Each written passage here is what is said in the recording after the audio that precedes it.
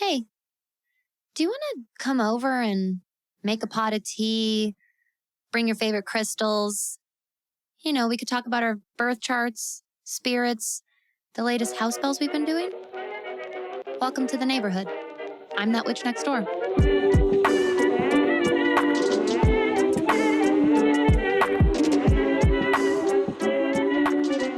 Hello, neighbor. Welcome back to a very special, very sacred episode of That Witch podcast. I am truly honored to be here today. We have a big subject at hand today. This is something that comes across my plate and has come across my path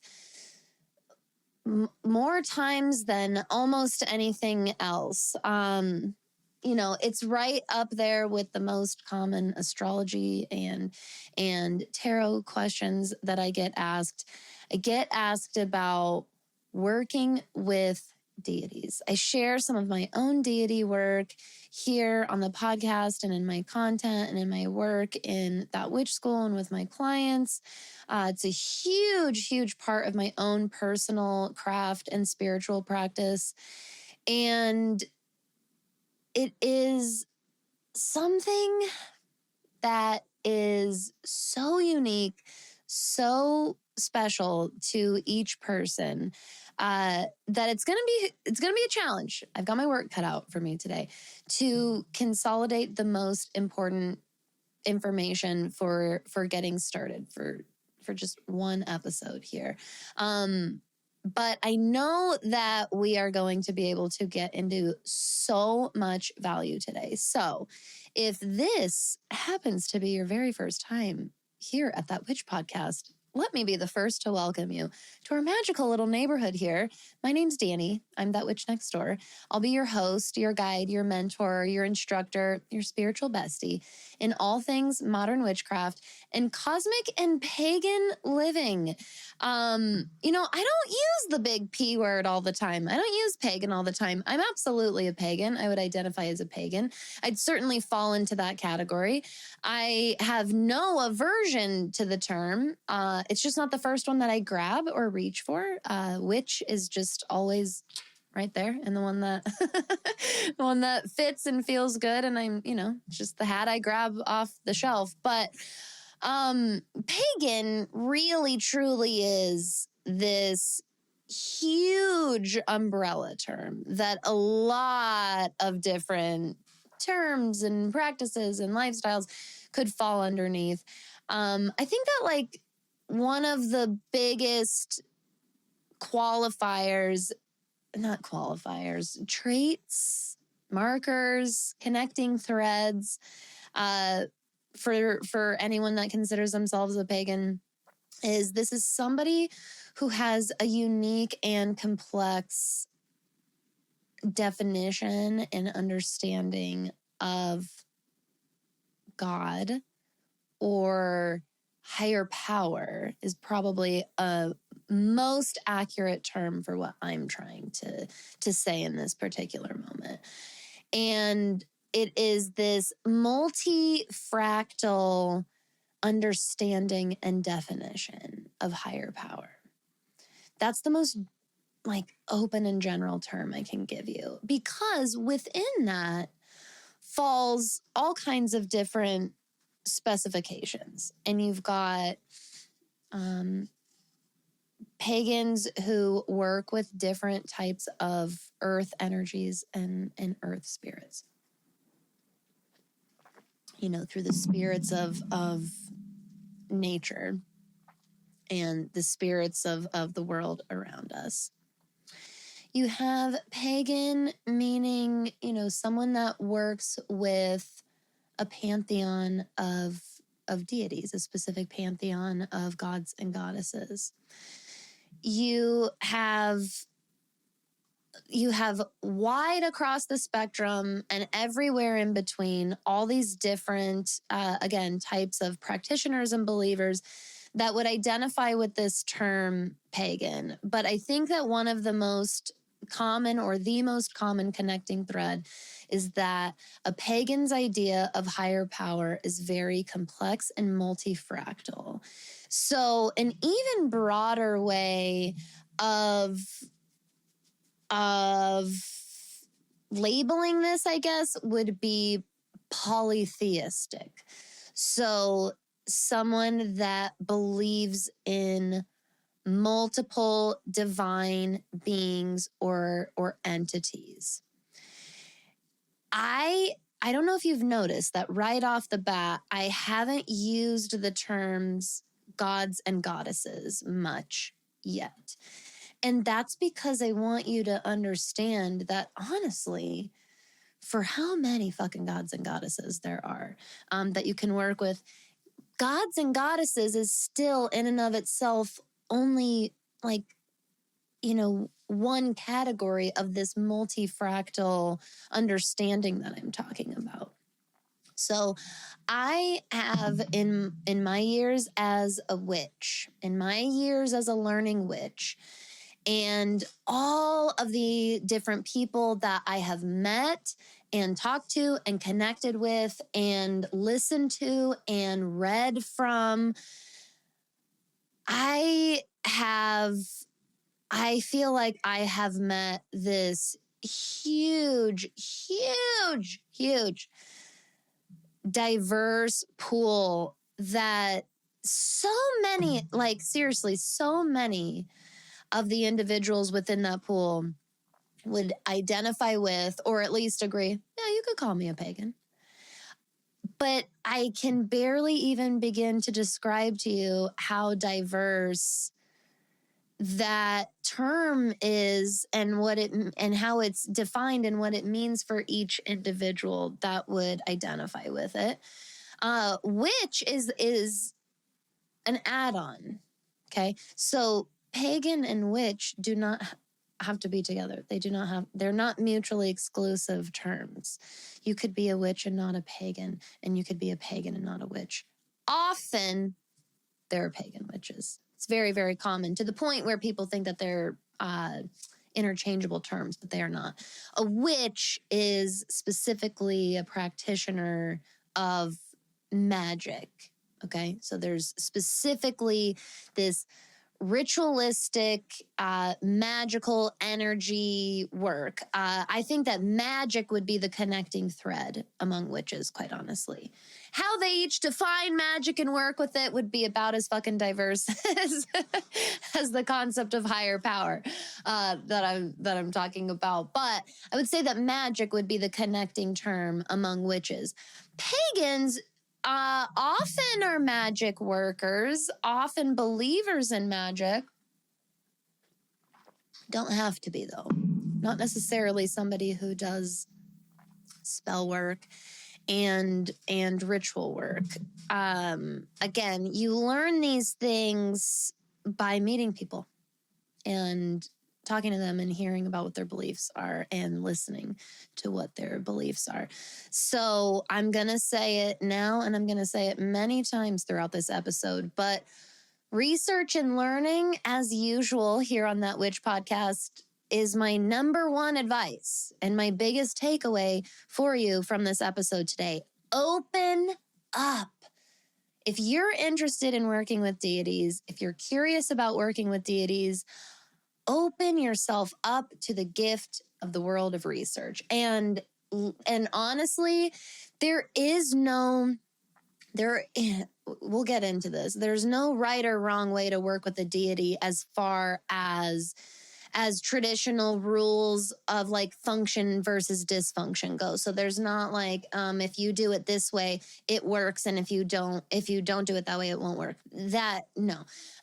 Ethics come into play. And again, we'll talk about that. So that conversation of right and wrong we'll revisit. But otherwise, there is no rule book. There are certainly no regulations. And honestly, this is a subject that spans like every single culture that's ever existed and every single freaking belief system that's ever existed, because every culture that's ever existed, every belief system that's ever existed has its own set of understandings and philosophies around higher power. Okay. So so like I said, it's already going to be a challenge to just give you a super solid, helpful starting point, because we could talk about this for at least 8 hours together and still have so much more to do. But I can't emphasize enough. This is a beginner and this is a starting point episode. This is the basics. So if you are advanced already in deity work, this is probably not the episode teaching you how to like level up your deity worship.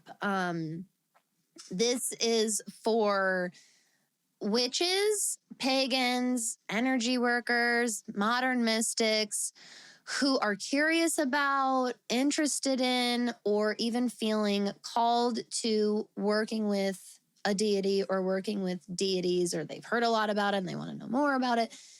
I want to give a well-rounded episode that informs you of probably some of the most frequent questions that I get, that I think a lot of people ask in general of many witches and magical content creators and pagan content creators. But again, I just want you to know that like there's so much more to, so many more places to go after this. So research is your best friend. Go down all the rabbit holes, and more than anything, listen to other people. I am sharing with you my one scope today. And my scope within it has my own personal deity work experience that I personally do, and I can share that with you. And then also in my scope is what I have personally witnessed and what I've personally read about, and I'm sharing that with you. But I cannot emphasize enough how important it is that you learn from other practitioners and you talk with other practitioners and you listen to what deity devotion and worship and workings look like for everybody and anybody, because whether you like what you're hearing or you don't, that is all information, and that's all super helpful information for navigating how this path could look for you and work best for you, my friend. So we're going to start with some definitions here. And the first definition we're going to jump into is the word deity. So there's a reason, like I said, that I'm not diving right in with gods and goddesses, because honestly, that's even more specific. Deity is an even broader term than that. And according to Merriam-Webster, a deity can mean the rank or essential nature of a god or goddess, aka divinity, right? Divine nature. Deity can also mean a god or goddess, so it can be a word straight up referring to a god or goddess, like the deities of ancient Greece. And a third definition is one exalted or revered as supremely good or powerful. And this is the definition that suggests almost anyone or anything can eventually become or be seen as a deity. And again, that's fascinating and important, and we're going to get into that a little bit later. But for now, there is this concept of divinity, which is why I'm using the term higher power. Another term often used is creator. Another term often used is spirit, source, creator. There's many different words, including the word God. And before we get into gods and goddesses, God, we're going to first talk about God, capital G-O-D, because we have to address that here now. First, one of the first things that you have to address if you're asking, all right, What about working with deities? Is this for me? Is this something I should do? You need to visit with what God means to you. What does that word mean to you? What does it feel like for you? How do you define it? What's your past and previous experience with it? Me, Queen Little Scorpio over here, I'm not here to judge by any means. I don't care what your definition of God is or what your previous experience is. I mean, I care as far as like, you know, your spiritual bestie, like it's valid what you've been through. When I say I don't care, what I mean is there's no right or wrong upbringing that like sets you up for success, or right or wrong upbringing that says you definitely shouldn't do this work. It doesn't work that way. It's really more than anything, and I have said this probably over 1,000 times by now on this podcast, and it is more important than ever, truly, on this episode more than any other. This is so going to come down to what feels right for you. What feels right for you. So the concept of God is one that I found when I started practicing witchcraft on purpose and opened myself up to this spiritual path. Like many, I got very confronted by my own religious background. Everybody has a religious background, even if you don't have religion in your background, meaning you've heard about it, you know about it, you learned about it from somewhere, somehow. For some people, that's way more than others. For some people, they learned about it from a distance, and for some people, they were born smack dab in the hot fucking middle of it. It depends. But we all have some sort of religious background, meaning background knowledge, context, connotation. And we all have a connotation to the word God, all of us. So the first thing that I recommend doing is asking yourself how that word sits with you, near you, and around you, what it means to you. Again, there is no right or wrong answer to this. I cannot emphasize that enough. I came into this world with anger. I came into this witchy world, I mean. When I started practicing witchcraft on purpose, I always say on purpose because I was definitely doing it without realizing it before I was doing it on purpose. You don't, it's like the quote, if you've ever come across it, and if you haven't, let me be the first to be honored to offer it to you. You don't decide to become a witch, you realize that you already were one, or you rediscover that you were already one. And that was so freaking true for me. But when I did, purposefully and intentionally walk into the world of witchcraft and open myself up to this spiritual path, I came into it with a lot more religious resentment and anger and trauma than I thought, actually. I was surprised. I knew that I had what I had. I didn't realize how heavy the baggage was. You know what I mean? You know that experience when you're like, oh, I knew I had the bags. I didn't know they were that heavy. They were heavier than I thought. The resentment was bigger than I thought that it was. And the anger was bigger than I thought that it was, for sure.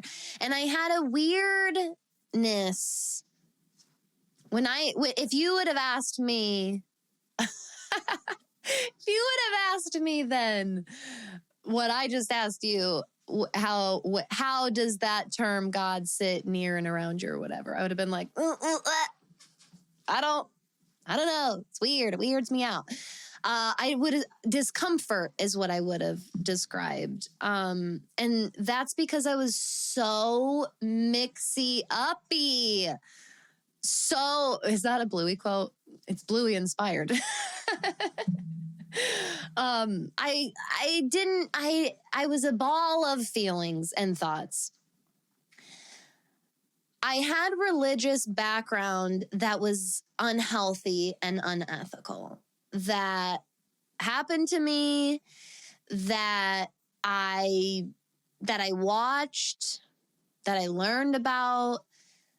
I learned about this from really far away in like books, you know, about massive things that happen to huge groups of people in the name of religion. But I also learned about those experiences right next door to me in people that I loved and hearing about experience that they had. That is something that I still experience regularly because of my job as a witchcraft and spiritual mentor. A lot of my work and the nature of what we do together, myself and my one-on-one clients, kind of requires that we visit religious background and experiences. So I'm still constantly learning about, we all are, you know, constantly learning about impact of religion. Again, to be putting it very broadly right now. The reason I'm putting it so broadly and the reason why I'm trying to remain as emotionally neutral as possible is because, in my opinion, that is the most sound and responsible way to approach this entire subject at all. Is it right for me to work with the deity or not? If you are showing up to this totally fucking ruled by your emotions, listen, I get it. Again, as a person who's witnessed and experienced the religious impact that I have, I get it. That's still not a mind or mindset that is able to consciously answer this question in its whole. Is it right for me to work with deities? Okay. Because if you're walking into that question with a fucking boatload of resentment and trauma and stuff, you need to work through that stuff first. And it's okay. But that's part of the journey. I promise you that's part of the journey. If you try to skip that part, it will happen for you anyways. I believe that wholeheartedly. I really do. I honestly do. I believe that deities really are fractals of divine energy or divine being that we're able to work with. And if that is the case, then those who feel called to work with them, but approach that practice from a completely ego-driven and ego-only driven place, I think that through the nature and magic of divine power, that you will naturally embark on a spiritual healing journey. Personally, I recommend doing it on purpose. I find that it's more effective and knocks you on your ass a little bit less harshly. Still knocks you on your ass either way, but a little bit less harshly. Because I think that when you really do work with what is considered to be true divine power, you're working with the divine, then divine healing comes to you. And so when you show up to this work with your baggage of wounds, and there's nothing wrong with that. I don't say baggage of wounds in a negative way at all. I've got fucking loads of it myself. The part of the natural process that takes place is sorting through that baggage. I recommend doing it on purpose, or it'll kind of get done for you, so to speak, usually through big life questioning events and thoughts, and, you know, an existential crisis, if you will, usually is what kind of takes place. So the word God, it doesn't mean that you have to love this word and be like super duper comfortable with it in order to work with deities. But you also have to be willing to have types of conversations like that. And you have to be willing to answer questions like that. Like, how do you feel about the word God? If you're going to be asking about if it's right for you to work with deities, all right? You have to be open to working with and through your religious trauma, all right? Part of working through our religious trauma is finding a way to accept ourselves as beings who went through that experience. You see what I'm saying? You don't have to say that whatever you've gone through is okay and justify it. You can validate your experience and hold unethical powers accountable for their actions and still open yourself up to healing and self-acceptance and big, soul opening questions like these. I don't personally recommend working with deities on purely superficial and purely casual levels. I don't personally. There is definitely a way to have a very casual relationship with the deity. I can share a little bit about that from my point of view for sure. But the nature of the relationship itself is divine and sacred. And I think that, like I said, is a soul opening experience, not just like a mild little human opening mind experience. I mean, a soul opening experience. If you're not down with a soul opening experience, that also might be the answer to this question. Maybe working with deities is not necessarily for you at this time, and that's okay. I also want to say that higher power, the term God, the term deity, your definition matters here and counts. And that's part of why I'm so excited to share my personal experience with you, because there are ways that I practice deity work very, very traditionally. And most of the ways that my deity work looks is very modern and very personalized to me. It probably wouldn't fit for everybody. That's okay. That's actually makes me feel even more intimate with it. It makes me feel even closer with my practice because I know it's truly only for me and not for anybody else. And I think that that's super, super important.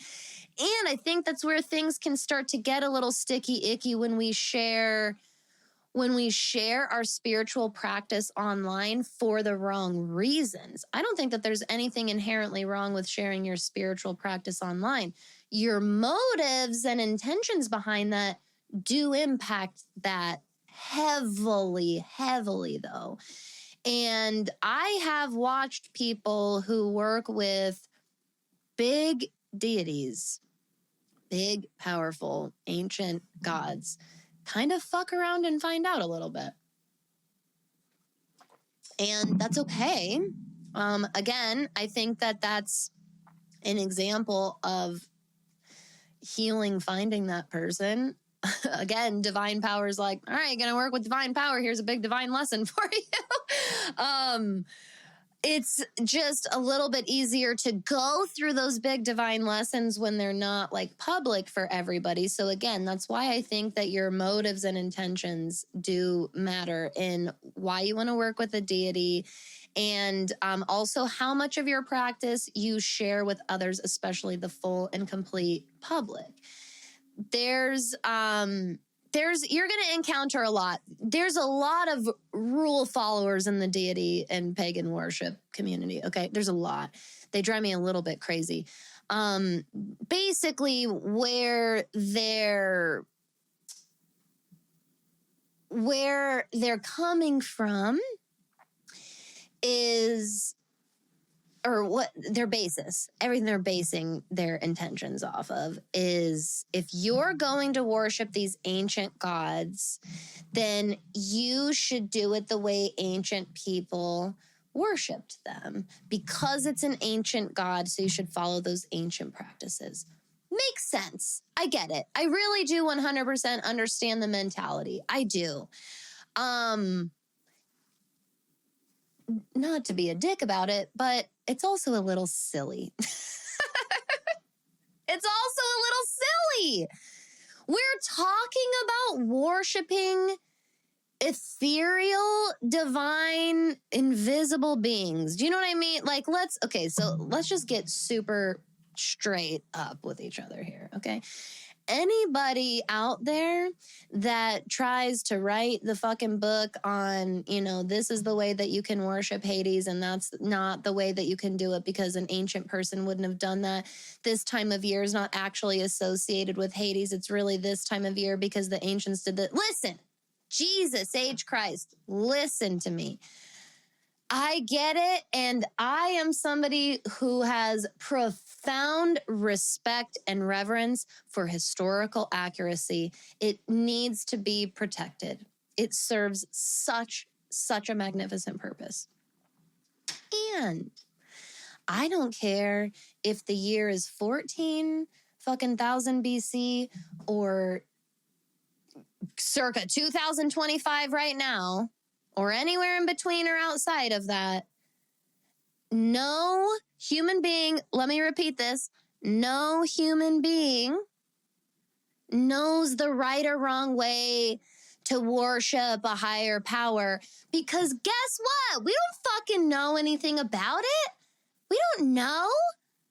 We are all this is a totally equal playing field. Spirit, creator, universe, God, source, these concepts, my friend, are completely open. Completely open. I'm serious. The moment people try and box us in around that, I think the reason I get so hot about it is because these are pagans and witches that I have seen bad mouth and bash the living hell out of Christians specifically, usually religions in general, but very, very often Christians specifically, for doing the exact same thing that they're doing.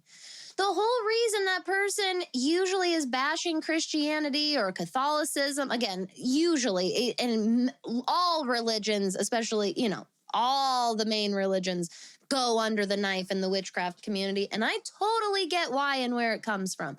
There is years and years and years of oppression and abuse and violence. There's so much. I completely understand where it comes from. But we are talking about people that use their voice and their platforms to talk about fuck fill in the blank religion, fuck Christianity, for example, because this church told me that in order to reach God, I had to do X, Y, and Z, and are the same fucking people turning around and going, you can't worship Hades that way because the ancient people didn't worship Hades that way. How the fucking hell is that any different than someone fucking Bible thumping you, dude? How? Tell me how that's different. I get so hot about this. I'm very caffeinated. But I get so hot about this because it is one of the most blatant forms of hypocrisy that I see in this industry. And it is so incredibly unhelpful and leads to being harmful, quite frankly. True spiritual freedom is recognizing and honoring that we all have our own unique spiritual language. We all see, understand, feel, and experience, connect with, and commune with God, the universe, spirit, creator, higher power in our own way, in the way that is the most powerful and most resonant for us. There is a reason I do not go out into the world and say, everybody needs to learn astrology. It's so valuable. It's so good. Everyone needs to learn it. Everyone will understand everything better if they would just learn astrology. No. You know who's talking when I say that? Me, my ego is saying that. Me, Danny, who loves astrology, who found it, and it did help everything. It helped a lot of things. It helped me make sense of all kinds of things and find deeper, more resonant meaning in basically every area of my life. It adds a ton of value to my life. There's a reason why I would love to shout it from the rooftops, and I am very passionate about teaching it to anybody that's interested in it, because I believe in it so much. And a big halting screech on the brakes here, a big halting record scratch here. Newsflash, that's not everybody's spiritual language. Not everyone's going to have that experience through astrology. That's my spiritual language. You might share in that spiritual language, but not everybody does, and that's okay. That's okay. This is so important. I'm driving this point home so strongly because I want you to take this episode, neighbor, and I want you to run with it and feel really empowered and prepared and confident in your own spiritual autonomy here. Because when you go out there to learn more about this, I know for a fact what you're going to see. And I know for a fact what you're going to come across, because I've come across it a million fucking times and I still come across it all the time. And I also had the experience of, oh, fuck, am I doing it wrong? Oh, fuck, is this just yet another place I'm not doing enough and I'm being inadequate? No. And that's why I get really hot about this, because I know that the practitioners that spew that hypocritical bullshit aren't doing it to be harmful, but they also need to do their own baggage work. They also need to sort through their baggage I was talking about, because they don't realize what they're putting out there is not helpful and borderline harmful. So there is no right or wrong way to work with a deity, in my opinion, unless you're hurting yourself for other people. Okay? Those are really other than that, no, experiment. My biggest advice for you is to get to know deities, and that's kind of where we're going to transition into next. But the best thing you can do besides research about pagan deity worship in general, but also the deities in question or in interest in general. Research. And, don't take everybody so seriously. Anybody that acts like a guru about this, go the other way. Seriously, turn around, go the other way. Because they haven't sorted through their baggage, okay? That's a great takeaway. We should get that on a t-shirt. Gurus haven't sorted through their baggage. So before we go into how do I know which deity to work with? How do I know, these qualities about different deities? This is one of the biggest questions. Surprising to me, actually. I'm surprised how many people wonder this, but it's a lot. And so if you are one of these people that are wondering, do I have to work with deities? To do this witchcraft thing, to be a pagan? Do I have to devote my practice to Aphrodite? I see that a lot. Do I have to work with Apollo? Do I have to work with Hades? Do I have to work with Hecate? That's a really big one. Hecate is such a common deity to work with among witches because she's the Greek goddess of witchcraft and magic and sorcery, and so much else, by the way. But covers those things.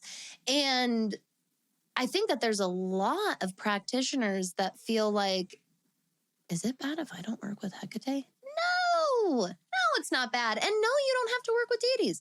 Also, if you want to take the concepts that we talk about in this deity worship and devotion, but apply it to other types of energies and entities, run with that, my friend.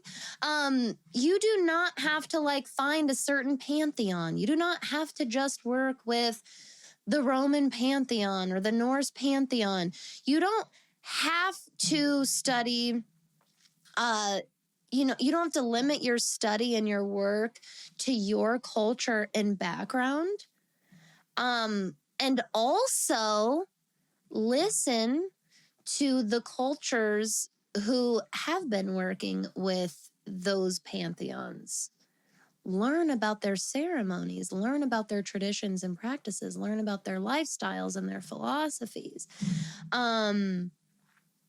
I do think that digging into your own lineage and roots often is a very resonant place for people to go. It makes a lot of sense. So definitely go there if you're feeling called to that. But if you do feel deeply, deeply called to a certain pantheon, I honestly think that the best way to go about that is through extensive research and extensive respect and reverence. I always give respect and reverence to true closed practices, true closed systems of beliefs. If there's a closed dogma or religious organization, they do have the rule book written for their specific dogma and organization. And if you're going to participate in it, that means their rule book, if you will, comes into play. And I can't speak to those rules. Do you see what I'm saying? Open practices, open belief systems, these broad pantheons. I have known many, many practitioners to work with different deities and beings from many different pantheons. We can get into the ethics around who can practice with what pantheon, maybe in another episode, maybe with a guest, maybe with a couple of guests. That would be cool. But again, I want to keep it to the basics today and say, when it comes to, do you have to work with deities? No, of course you do not have to by any means. You're not doing anything wrong if you don't. And you don't have to work with certain ones. And also, you can, I loved this in the definition of God that I looked up, okay? Also, Merriam-Webster. 2 main definitions for God. God, with a capital G, the supreme or ultimate reality. So interesting. The supreme or ultimate reality. And then it says, such as A, the being perfect in power, wisdom, and goodness, who is worshipped as creator and ruler of the universe. It says, as in Judaism, Christianity, Islam, and Hinduism.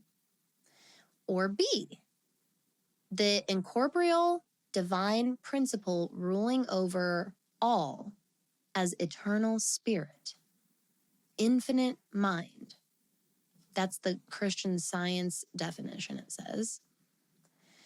Also, God, a being or object that is worshipped as having more than natural attributes and powers, specifically one controlling a particular aspect or part of reality, like the Greek gods of love and war, for example. Third definition is a person or thing of supreme value. The example is like you have photos of baseball gods pinned to your bedroom wall. And finally, God as a powerful ruler. This example is the Hollywood gods that control our movies' fates, which is funny. So, you know, in that way, in that example, when we say, you know, when we pray to the social media gods before we post.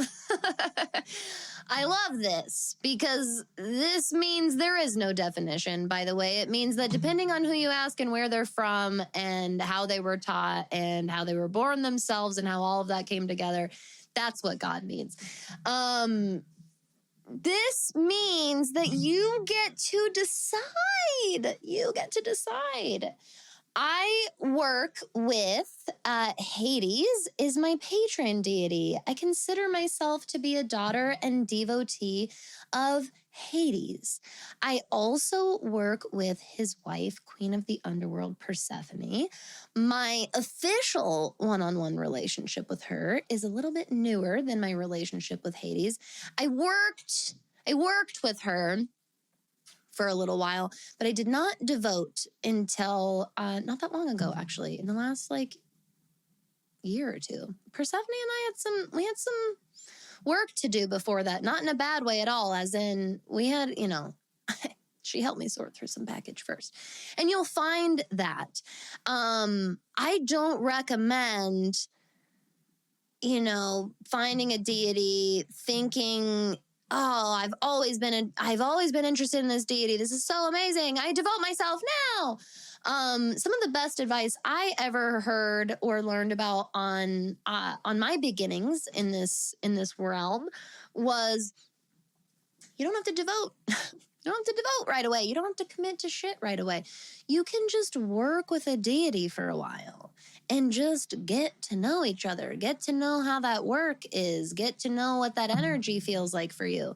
This is why here on the podcast, we started in September with talking about the elemental energies and the differences between fire and earth and air and water, how to distinguish them, how they feel different than each other, what they feel like when they blend and come to combine their powers and attributes with each other.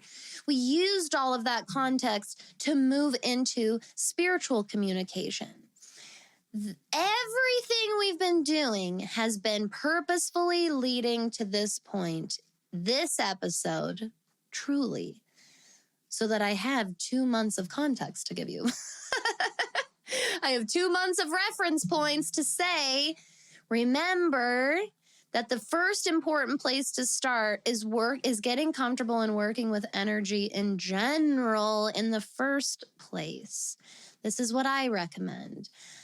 I think that it's good, ethical, spiritual practice, especially for spiritual instructors and mentors, to advise, going in bits at a time and not jumping head first. If you just fresh started learning about and researching and practicing witchcraft for your very, very first time in less than a year, less than 6 months ago, no, typically I do not recommend working with deities just yet. If you've never worked with any other energy before, no, I don't recommend that yet. No. Do you know how to ground? Do you know how to cleanse your energy yet? Are you regularly protecting your energy? Do you do your protection wards? Have you been dabbling in some ritual work and meditation, doing inner and outer body work, right? Inner body work to me are those grounding practices, those being really present in the moment, those rituals that we do with our tools that really have us here in the moment on earth in our bodies. Are you doing those out-of-body rituals, meditation, trance, automatic writing, scrying, right? Opening up our third eye, opening up our intuition, downloading and channeling. Have we not done any of those things at all yet? No, I don't recommend working with deities yet. No. Technically there are some energies that are going to be a little more beginner friendly than others. And I'm still not even going to go down that because I think that as a responsible content creator in the witchy community, it is way better as far as a general first step goes to tell you need to touch on all those things first before opening yourself up to this work. You are not missing out on anything. You're not losing out on anything by just waiting, okay? Very likely, if you fall into this category, very, very likely you're curious about this work, but deep, deep down, you know you're not ready for it yet. You're just starting to learn about it. In which case, this episode is still absolutely perfect for you. I remember feeling that way, and I remember feeling that way for a long time. Let yourself feel that way and let yourself honor that feeling.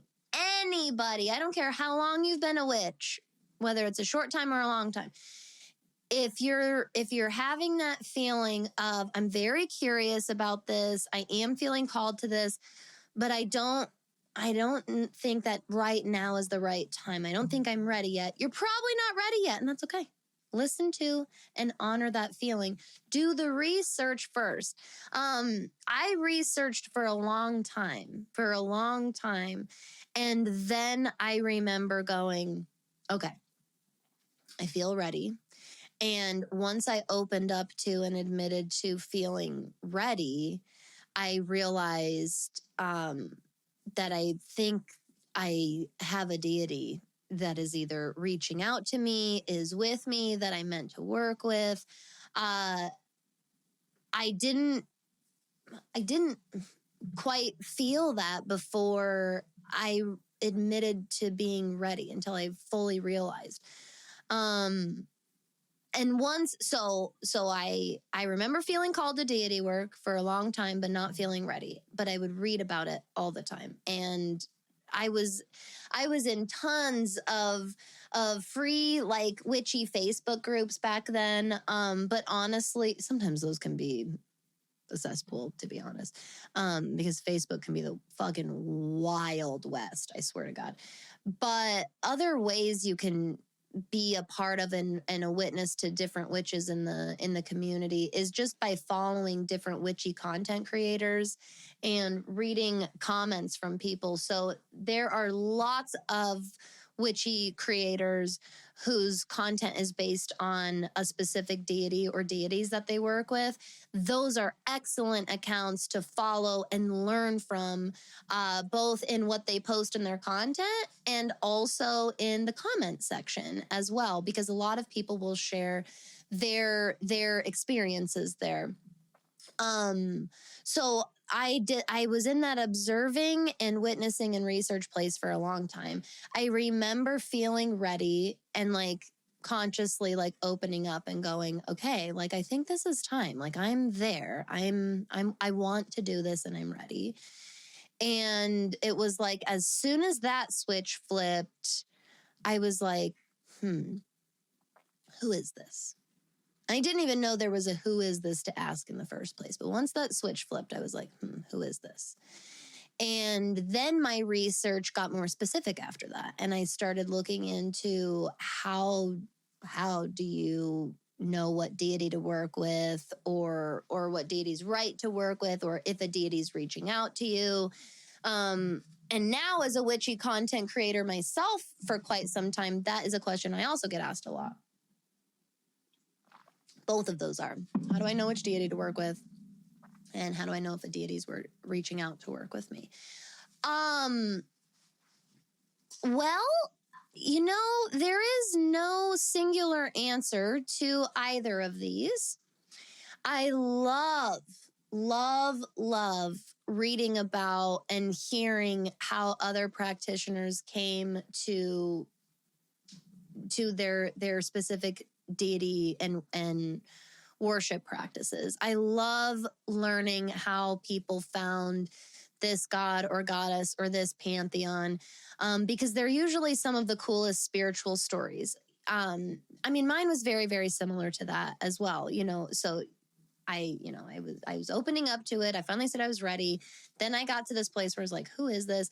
And I started opening up to, like, how do I even go about figuring out who this is? And I was listening to a podcast episode where it's a long old podcast that's not even on any platforms anymore, unfortunately. It was such a good underrated podcast. It was called Which Said What, and I loved it so much. She had a great episode where she talked about how you could dedicate a tarot deck to a specific deity that you're working with, and only communicate with them with or use that tarot deck only for your communication with them.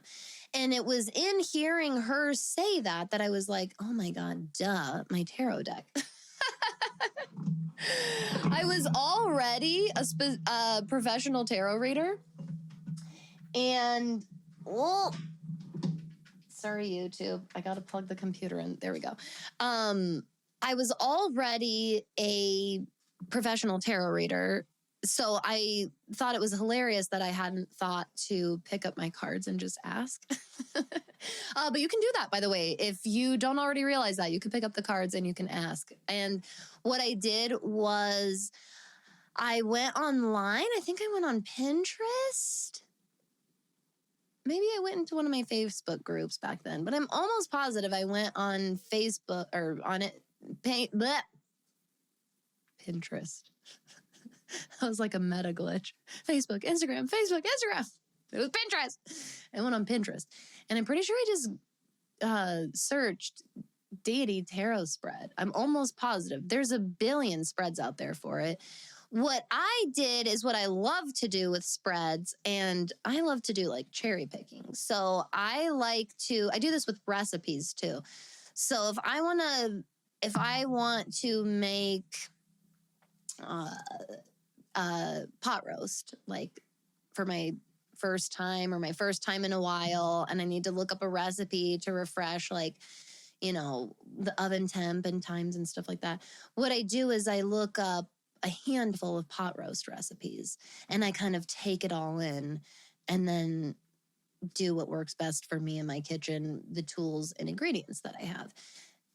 Same exact thing goes for Pinterest and tarot spreads, my friend. So if you don't already do that, do it. It's so nice. And you don't have to use Pinterest. There's tarot spreads all across social media and the internet. But I didn't go on and use a specific deity tarot spread. I went on and looked at the way that other people had asked questions. I looked at the types of questions, the structure of the layouts of the cards that people asked, and I created my own deity spread that way. And I remember that day. I remember that spread. I remember flipping the last couple of cards and sitting there for like the briefest moment, realizing who I thought it was. And it was like this tipping point. It was like the snowball got like pushed over the cliff, over the mountain edge. And as soon as I realized it was Hades, and then like really like accepted that it was Hades, the snowball was a going after that. I ended up personally, I experienced I had a really fascinating kind of spiritual experience happen for myself in that moment. Because I realized it was Hades in the reading and started being like, okay, yeah, I mean, of course it's Hades. Of course that makes sense. And I started, I was excited and like started going online and just like doing some super general basic research on Hades. And that's when that tipping point happened. And I rolled into this like almost, it was kind of like a vision, kind of. I really don't like it. I don't know. I've always been hesitant to call it a vision, but maybe that is how people experience visions. It was this very internal experience, but it was kind of like these flashings throughout my life, one after the other, and it was like connection after connection after connection after connection of Hades, Hades, Hades, Hades, Hades, all the way back to some of my literally earliest childhood memories. And I was like, oh my God, it was this incredible, profound, emotional experience. So powerful, so powerful. I am one, I am a singular example of someone realizing, oh, this is my patron deity. Not everybody has that. Okay. So there's nothing wrong with your relationship with a deity if you don't have that big, giant, profound moment like that. For me, that's the only deity that's ever happened with. That was a sign for me that Hades was my patron god. That we were in a lifelong relationship in this life. Like that was my patron deity. Patron is just this word for kind of like my main, my main deity. Not everybody has a patron deity. You don't have to have a patron deity. Tons of practitioners who work with gods and goddesses and divine beings don't have a specific patron, or they work with different beings at different times, or they work with multiple beings all at the same time. There's tons and tons of different ways. I do have a patron deity. It is Hades, and I knew that from that experience and that happening. I work with lots of deities and divine beings, and still to this day, that is the only experience of that kind that I've had with one of them, which again, to me was always this kind of spiritual confirmation. And even from that point forward, I still did not officially and formally devote myself yet. I think I waited like a month. It wasn't like the longest time in the world, but I also know that there was a little bit of time that went between me realizing that the deity that was already with me / I wanted to work with was Hades. Had that big epiphany moment, and then embarked on our work together. Primarily at the beginning was simply me constantly reading.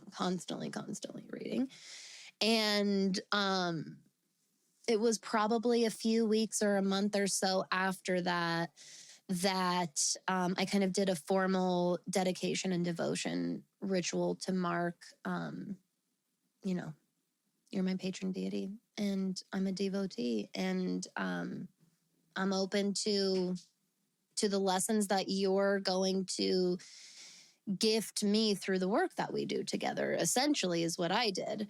That's what that looks like for me. Again, I love hearing about and reading about what different types of deity connection, moments, realizations happen for other people, because they're usually super special like that one, but so totally unique and completely different in their own way from mine. So again, mine is to serve as a fun experience and special example, but is not, again, a marker of if you're doing it right or wrong, or this has to happen for you, or that's not your deity or whatever. Because again, I have tremendously profound and powerful relationships with the other deities and beings that I work with, even though I haven't had a moment or like a kind of a spiritual vision experience like that with any of them. So there's lots of ways to go about knowing which one to work with, or if a deity is reaching out to you. I have found that the most effective way of figuring that out is to go with what you already know. And what I mean is, different parts of our personality traits and our preferences and the things that make us us are usually these various indicators of deities that would be a good match for us to work with. All the scorpionic parts of me obviously connect so deeply with Hades work and Pluto work, obviously. And they're, I'm just like anybody else, where Scorpio is my sun sign. and my Venus sign and my Mercury sign and my Pluto. But there are aspects of Scorpio that don't resonate with me, and I'm much more like my Gemini Mars or my Pisces Moon, or my Leo rising and my Cancer Chiron and stuff like that.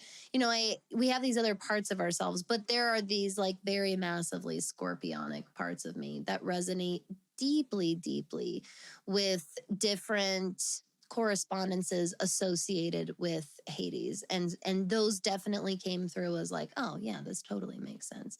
So some of those common connections that I hear from students and clients and other witches I've learned from, a lot of people are like, I was always so attracted to owls. I loved owls. Owls, it felt like, for how rare it is to see an owl, I would see them all the time, whether it was like in nature, I'd see illustrations of them all the time. And, the first time I read about Pallas Athena, I was like, oh my God, that was her showing up all the time in all of those owls. So that's one of the ways. This is why research, we're saying it again, because it's without the research and learning about the different gods and goddesses, you don't always know these different symbols and associations and correspondences associated with them. And those are usually some of the first ways we go, yes, this might be a good fit, or yes, I have been sensing this type of presence around me.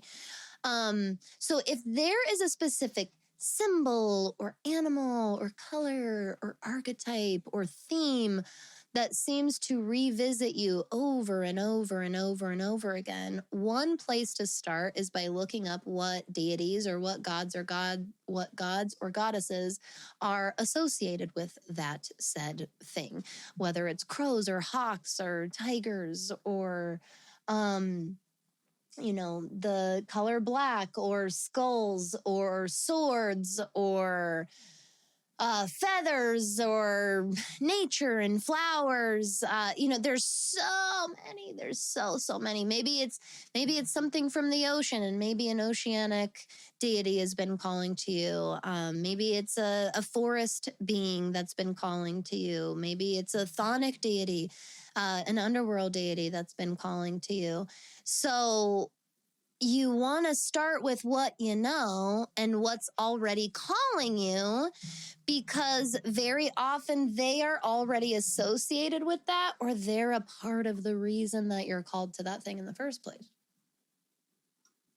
If you're like, Danny, I love cooking and like taking care of my home and stuff like that, what could that possibly be?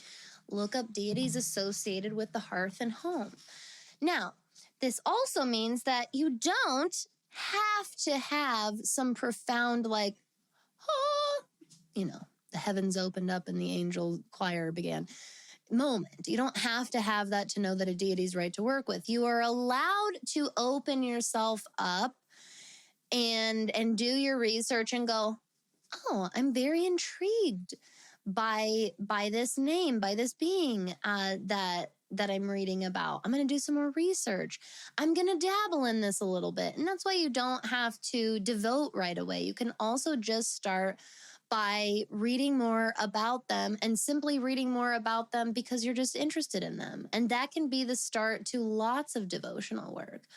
Once you do know what deity you want to work with, or what deity might be reaching out to you, or feels like a good fit for you to work with, then the question starts to become, how do we get started? Where do we go from here? And my next best step for you is to start looking up practitioners who work with and worship or devoted to your specific deity, and just starting there, reminding yourself heavily of the beginning of this episode where we really drove home the point that it's not about the rule book, and your practice doesn't have to look like their practice, but it's more about opening yourself up to what it can look like. Okay. I want to touch on a last couple of things before we wrap up. The word worship, and we need to talk about healthy and ethical spiritual relationships versus unhealthy, unethical spiritual relationships, aka cults. Worship's like the word God. I felt weird about the word worship for a long time. I don't feel weird about the word worship anymore. Let's pull up our handy dandy friend, the Merriam-Webster dictionary. Worship, to honor or show reverence for to honor or show reverence for as a divine being or supernatural power.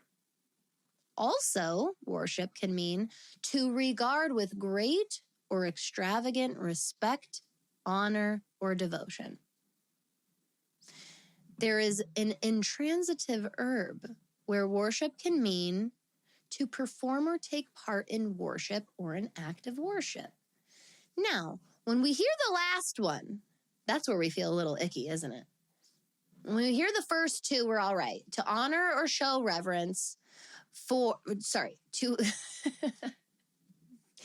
why I thought it would be okay to record during Mercury retrograde this time around, I will never know why. But here we are, and we're going to truck through it. Okay. To honor or show reverence for as a divine being or supernatural power. All right, I can get on board. Also, to regard with great or extravagant respect, honor, or devotion. All right, I'm picking up what you're putting down. And then when you say to perform or take part in worship or an act of worship, my religious baggage comes up. Does your religious baggage come up? And it's not just religious baggage. It's religious baggage, especially associated with very unhealthy spiritual relationships, spiritual experiences, gurus, cults, harmful organizations and institutions. These are all places where the term worship has been fucking used and abused. The word worship gets to mean what it needs to mean to you. If you're going to embark in deity work, you don't even have to use that word ever. You don't have to say, I worship Aphrodite. And I want you to also know on the other side of that very same coin, it's okay if other people do use that word. And it's not an inherently evil or bad word. Again, if it feels that way, that's our religious baggage that we got to do some shadow work through. And that's okay. We've all got it. But worship is a word that I use intentionally and very, very purposefully. My offhand, off the cuff, quick reference word that you've probably noticed that I use the most often in this regard is the word work, deity work, our deity work and practice. The word worship I save for very special sacred incidences. And that's my personal, that's my personal attachment and relationship with this word. But you need to sort through that on your own as well, my friend. Don't skip over that. Do you want to consider it worship that you're doing? And what does that feel like for you? And also know that even if that word does not feel right for you, that is not inherently wrong or bad for that to resonate with someone else's practice. And when it comes to healthy, ethical, spiritual relationships, healthy, ethical, spiritual worship versus unhealthy, unethical spiritual worship. I find that the places and people that encourage and promote more open-mindedness those tend to be the safest direction to go in. The communities, the creators, the instructors, the experts that refer to other experts and encourage you to keep learning and encouraging you to keep asking questions and encouraging critical thinking and the opening up, the asking about the things beyond the borders. Those tend to be the safe direction to go in. Red flags look like I am the end all be all. I know the way. I know the way. I know the special language. And I'm gonna end with another kind of hot topic for me, which is this wave of spiritual influencers that channel beings and transfer their channelings for various reasons. There are legit spiritual channels out there. Spiritual channel is just another word for, it's not another word, it's our modern term for psychic, quite honestly. What used to be called a psychic in the 70s and 80s and 90s is now called a spirit channeler, or just a channeler.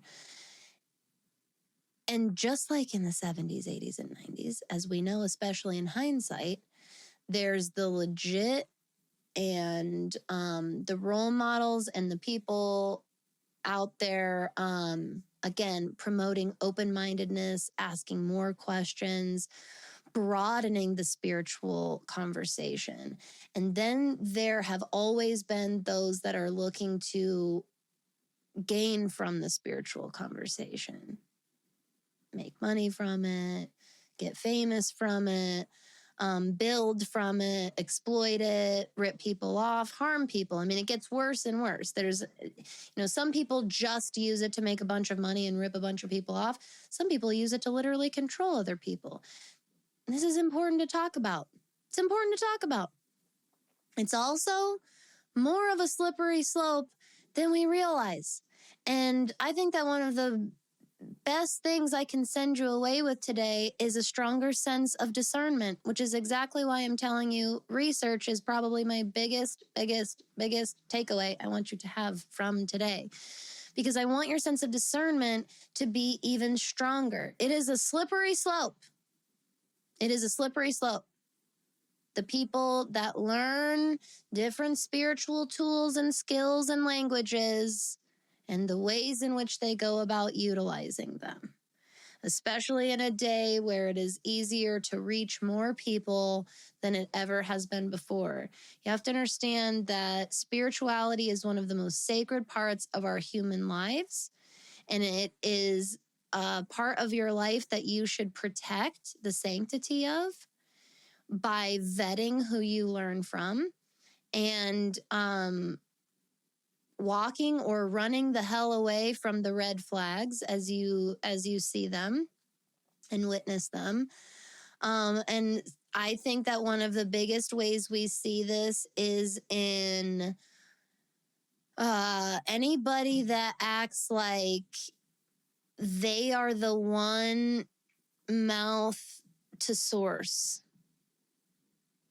I am channeling this through. I have such a great connection with my spirit that I can give you, answers and information that other people can't.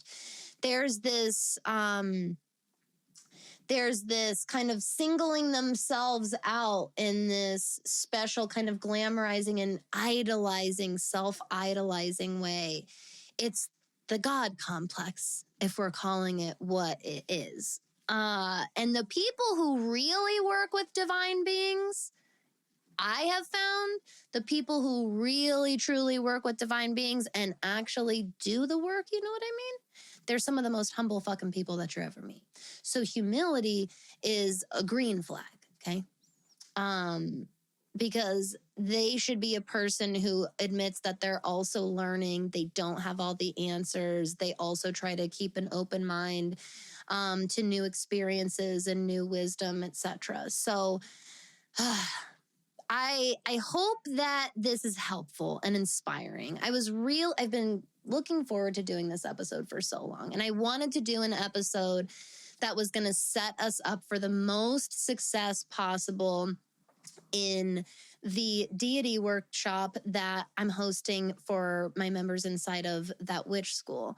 So my essential members and my all access members are getting our live deities workshop. This is going to be a very in-depth workshop that basically picks up where we're leaving off here and goes way more in depth, way more in detail.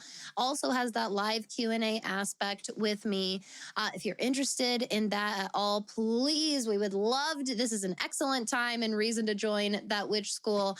You can join as an essentials member or an all access member if you want access to this deities workshop. Otherwise, I'm very excited to let you know that coming this holiday season and into the new year, my classes and workshops are also going to be listed for sale and purchase on my website as well. So if you are not in a place where you're ready to start that witch school yet, but you would love to take one or more of my workshops like this deity workshop I'll be hosting, it is going to be available soon on my website. So make sure you are subscribed to my email list so that you get notified of that as soon as it's available on my site.